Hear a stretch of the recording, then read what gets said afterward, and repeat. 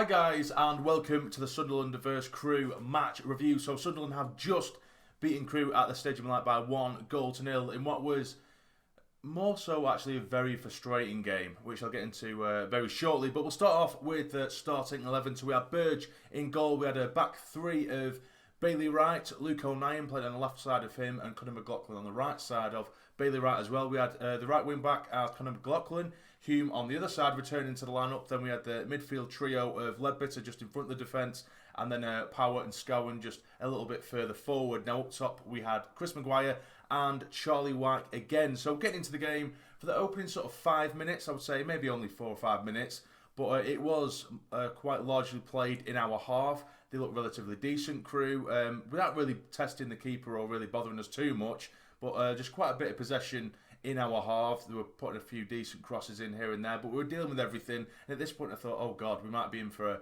a hard day at the office here, but trust me, after 5 minutes, it completely changed. And then this is where the frustrations start to come into play, because we absolutely dominated. And in fairness, this is probably, again, going off the last game as well, which I think I may have said, I'm not too sure, but I may have said that it was probably the best performance we've seen so far this season. This is the best performance we've seen so far this season, or at least it would have been had we capitalised on the opportunities we did get, because we absolutely dominated throughout the first half. I'm going to say it, so you might want to clip this or save this moment, but Charlie White was very, very good. All right, he was very, very good in the first half. Anyway, in the first half, I'll give him that. He was very good. He was working the channels well. He was linking up really well with the likes of Power, Scowen, who were sort of coming off him. He was playing nice 1-2s with him. He was interchanging over to the wing, to pick up balls, loose balls that are going down the wing and saving what looks to be loose balls. And he did look very good. I'll give him that. His hold-up play, he was winning flick-ons. He was doing everything I want to see a target man do. And he was doing those roles very, very well. But on with the likes of chances, we had more than I can really remember, to be honest with you. We had a free kick from Maguire that went just over the bar. Gooch cutting in from right to left, had a strike with his left foot which dipped just over the bar as well. There was just crosses after cross after cross coming in, all high quality crosses, mind you. Denver Hume, who in the past he's been criticised for his final ball, he was pinging in lovely balls that were bending in from left to right across the 6-yard box, and there was either no one there or it would take a slight nick off a Crewe defender, which would take it away from someone else. And we're pinging shots. Power had one as well. He was played through. Lovely little passing move with Charlie White. The ball was originally played towards Power. He's let it roll through his legs straight to White. He's flicked it back towards Power in behind the defence, and he hit it straight at the keeper. But eventually we do manage to break the deadlock, quite controversially, because looking back now it's 100% an own goal.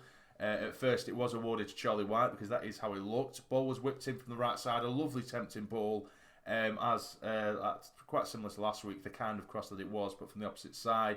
And to me it looked as if White had just got in front of his defender and nodded it home into the bottom left-hand corner. But on the replay, when you look back at it, it was definitely an own goal. It actually just hit the defender's head, and it had gone in and beat the keeper to make it 1-0 right on the stroke of half-time.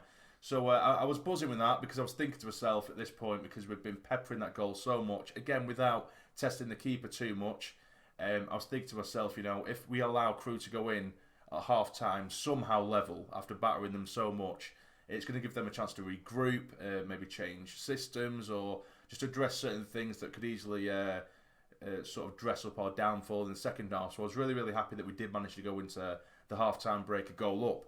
Second half comes out and it's literally exactly the same. It's exactly the same, chance after chance after chance that we really should have put away. One chance, Lyndon Gooch again cuts in from right to left, takes on one man. He's pretty much one-on-one with the keeper, but the ball's kind of coming away from right to left. Like I say, it's coming away to the left-hand side of the box. Keeper comes on rushing, he goes to ground, and you see what Gooch is trying to do. He's trying to do the sort of dink, the sort of reverse dink to chip it over the keeper, but he's kind of just toe poked it straight into the face of the keeper when he's one-on-one with him, which was a shame. That should have really been 2-0. Another chance, Bailey Wright, a ball is pinged in. It's completely free. It's a free header from 5-6 yards out, maybe just on the edge of the 6-yard box, and he's just flung himself at it, headed it into the ground, and it somehow bounced off the ground and over the bar. So like I say, there was just countless opportunities that we just need that bit of ruthlessness. And even just with a pinch of ruthlessness in this game, this could have been a very, very embarrassing scoreline for Crewe. and fortunately for them, it wasn't. But yeah, so the game continued and we were dominating. It was only the last sort of 15 minutes or so maybe 10, 15 minutes, where Crewe actually started to grow into it a little bit. And that was really, really frustrating me. That's when I started to get a bit more agitated because, for a game where we've dominated so much, we've had over 20 shots in comparison to Crewe's 3, I think it was, which none of them really troubled Burge. But, for a game where we'd had that many opportunities for us to be a goal up through an own goal of all goals, and now we're sitting back defending a 1-0 lead. It was just ridiculous. The game should have been dead and buried by that point. And Crewe were pushing, pinging balls into the box, but we were dealing with everything. Really good defending, some really good blocks and challenges by the likes of Ledbetter and an 09 as well, winning headers in the box to get it away. And we eventually see the game out, which of course at the end of the day is 3 points. I'm happy with that, but I would have liked to see a little bit more bite from our attacking players, because that could have easily been 4, 5, 6-0. It really could, and we made it a little bit more difficult than it had to be, in all honesty. But yeah, it did finish 1-0. I'm really happy with that. So if we have a look at the league table now, of course we do have that famous game in hand as well. But if we do have a look at the league table, we are currently in 5th on 14 points, 4 points away from top of the league Hull. But we do have a game in hand, like I say, over the rest of the teams above us, being Peterborough, Lincoln, Ipswich and Hull. So even if we did win that game in hand, of course, I'm going to keep saying that because you kind of have to, don't you? You have to take it into consideration. If we did win that game in hand, we would be on 14, 15, 16, 17 points, which would take us to 2nd, which is a promotion place, which is what we all want. And the second we get into one of those promotion places, we should just call it a day. Coronavirus is too dangerous for us to continue.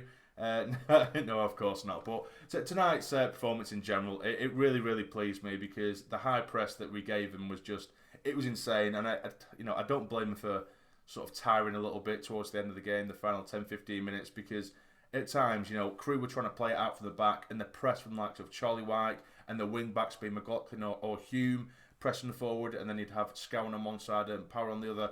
They weren't giving him a sniff. So we were kind of forcing them at times into hoof-it football, or just into stupid mistakes that we should have capitalised on but didn't.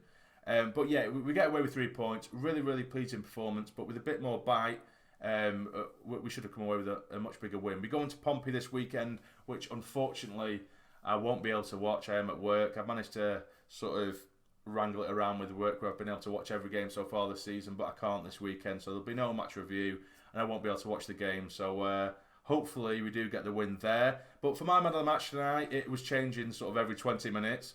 The first half, I would have gone for Gooch, because he was kind of at the heart of everything, sort of attacking-wise. He was starting everything from that right-hand side. He was absolutely fantastic at making chances of his own. He was just looking so dangerous, and he really wanted it tonight, Gooch, which I love to see.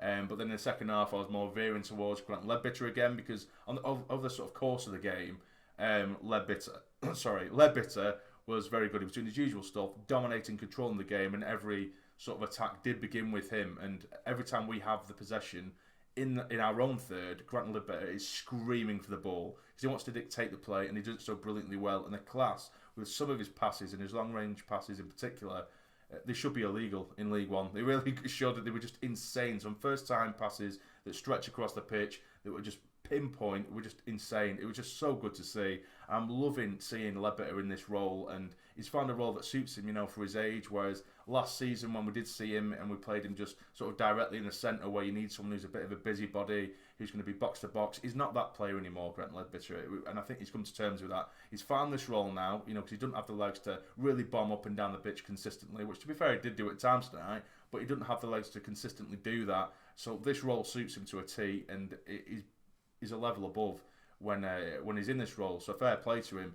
But I'm actually going to give my man of the match to Luke O'Nien, because he's playing in a position that it's just yet another position to add to his collection, but he was so good tonight in that left centre-back position. Granted, at times he didn't have a massive amount to do, but he broke forward, he got involved with the attacks a lot, and for the final 15 minutes, he was a beast. He was an absolute beast. When they were actually really pressing us when it mattered, he was winning all the headers, flinging himself in front of shots.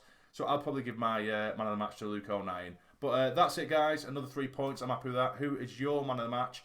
And what did you think of the performance? Let me know in the comments down below. But if you have enjoyed this video, please hit the like button for me. It'd be massively, massively appreciated. And subscribe to the channel if you're not already to become a fully fledged member of the Sarny Army. But for now, you take care and stay jamming.